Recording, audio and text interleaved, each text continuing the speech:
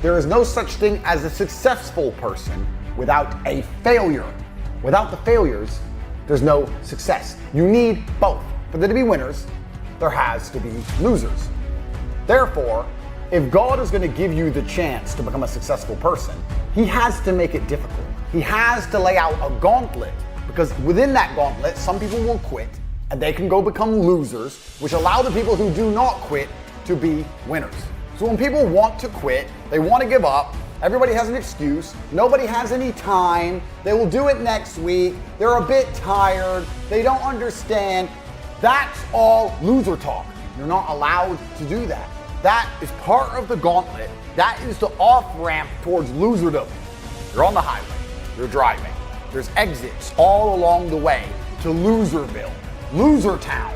When you're tired, when you don't feel like working, when you don't have enough time, when it's difficult, you can get off the highway anytime you want, but if you stay on the highway, you will end up a winner.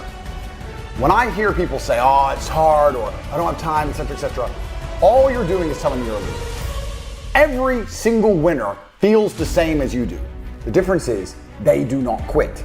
They do not give up. They do not make excuses. They stay on the highway. It's amazing what you can achieve if you never give up. A lot of people with no money are really, really arrogant. I know a lot of broke people who are very arrogant, and their arrogance is a shield for their laziness. People will shield laziness with anything.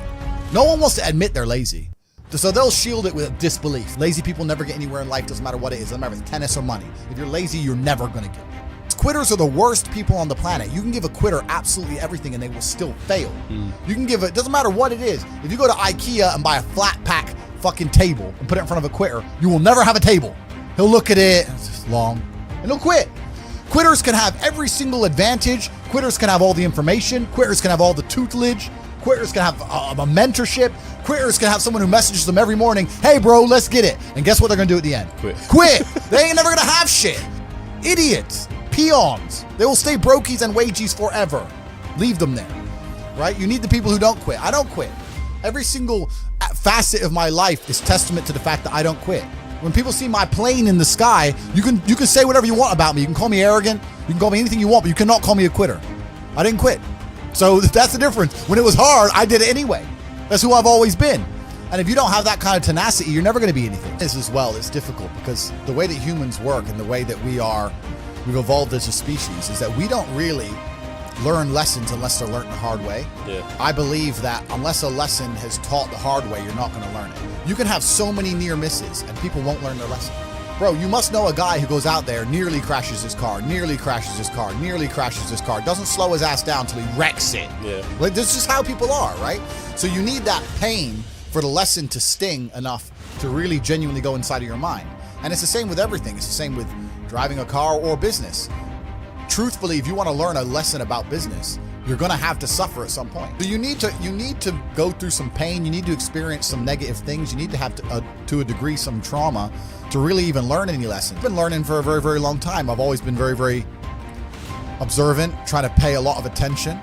And life really doesn't have to be that complicated. When you see somebody that has something you want, you just got to try and work out how they got it. Yeah. And that's the missing part. Most people see people with things they want and they don't do the second half. They don't try and work out how they got that thing. Oh, my man has a Ferrari. Okay. I wish I had a Ferrari. Okay. They don't sit there and go for an hour. How did he get a Ferrari? It doesn't cross that part is the part they don't want to do, right? They just go, oh, he has a Ferrari, wish I had a Ferrari, and they go back to TV. Yeah. And that's why they lose. You are the sum of the 5 people you spend the most time with. If you find some guys who have their game right, your game's going to get straight.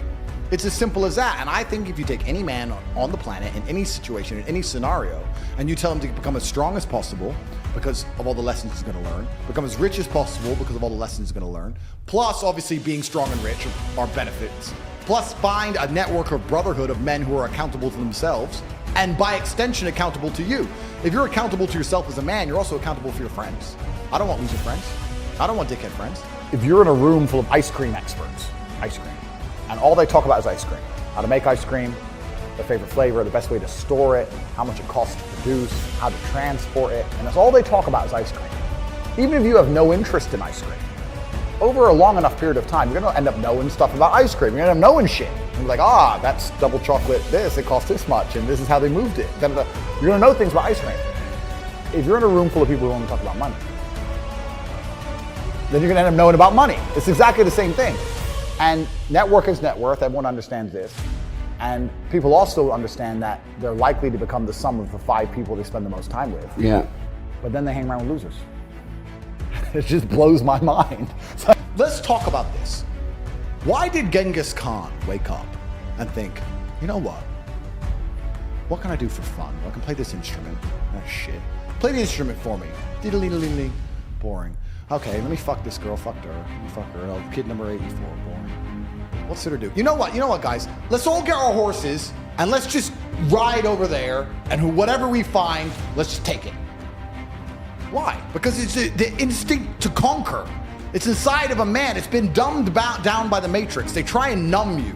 They numb you with entertainment. They try and put you in the festival crowd. They numb you with shit food. They numb you with depression, all this other garbage. But truthfully, if you're a man, you look in the mirror, what will make me happy? My empire will make me happy.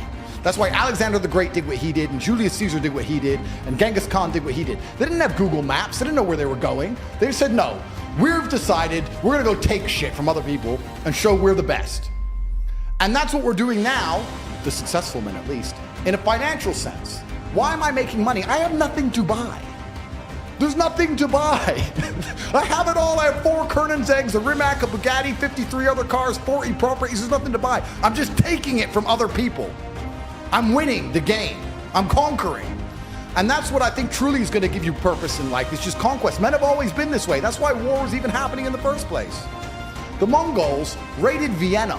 How long does it take to ride from Ulaanbaatar, Mongolia, on a horse to Vienna, Austria, across all of Siberia? And they were still mad enough and bored enough to go, nah, we need that city over there.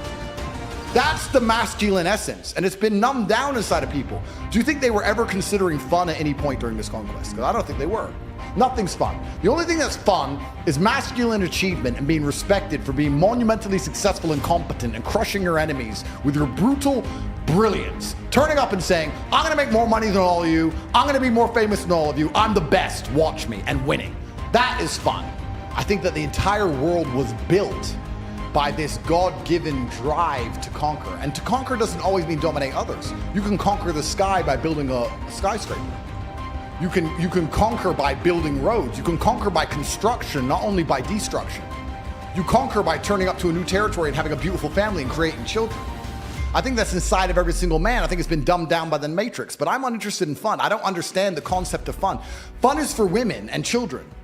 All the women around me have fun. Are really genuinely upset by what I say are the kind of people who can't truly learn anything and become successful in life. Yeah. I obviously know what I'm talking about to some degree, right? So if Mike Tyson walks in here and tells you he's going to teach you how to box and says you can't fight, you're a pussy, if that upsets you, then you can't learn, right? It's Mike Tyson. Just shut up and listen. Yeah. If someone, Richard and me, comes along and says, Andrew, you don't know shit, you're a dumbass and you're a brokey, I'm going to sit there and go, okay, maybe I'm a brokey, Elon. Tell me something. Right, I'll listen, but if you're gonna sit there and go, don't call me names and not listen, you're never gonna get anywhere, right? You don't become the master unless you're very, very good at being a student. And I've always been very, very good at knowing when to shut up. But I've got to a point in my life now where I don't have to shut up ever. You used the gym analogy. It's a perfect analogy. I've never met anybody who is in fantastic shape, and you say, how'd you get in fantastic shape? And he goes, oops. Dunno, bro. Just, oops. No, absolutely not. I went to the gym every day. I ate this particular way. I had a meal plan. I dieted. Nothing is going to happen on accident. Yeah. This mindset of when my ship comes in, one day it's just going to, well, you're going to win the lottery? Maybe. You're not going to get it on accident. Your ship's not going to come in on accident. You have to plan for this. A lot of my stories on me realizing how the matrix needs to be broken were semi-related to cars, because when you start seeing a car the price of a house, and then you start seeing people with 30 of them, that's got to wake you up. That's got to wake you up. That I try and say this to people. Let's imagine, what's a good wage in England? 100 grand a year? 100 grand, yeah. 100 grand a year, good wage, yeah?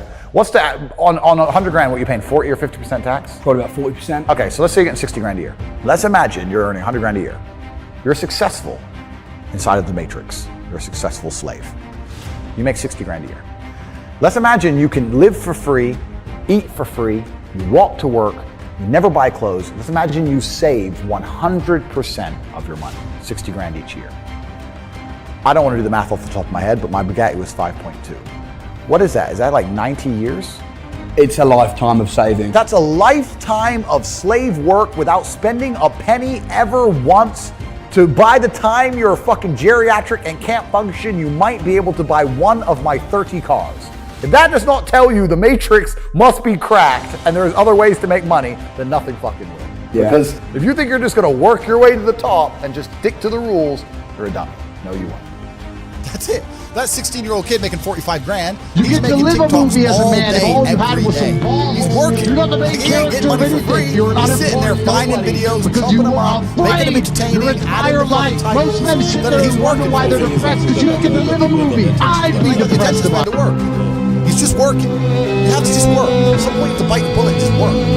So when someone comes to me talking about passive income, they're broke. You are just lazy. You are lazy. Never get it. Be passionate about success. You're passionate about money. Be passionate about anything. I'm passionate about any business on earth. If you pay me $1 million to dig that hole, I'll be very passionate about that hole. I will dig that hole with passion for the cash. For the money. That's right. So, you find something that else by following your passion.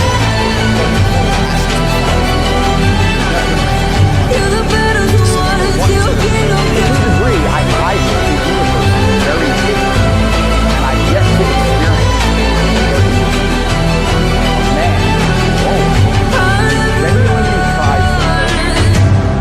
genuinely dedicates himself and genuinely motivates. I've never seen it. I've never seen someone go, I spend all of my time on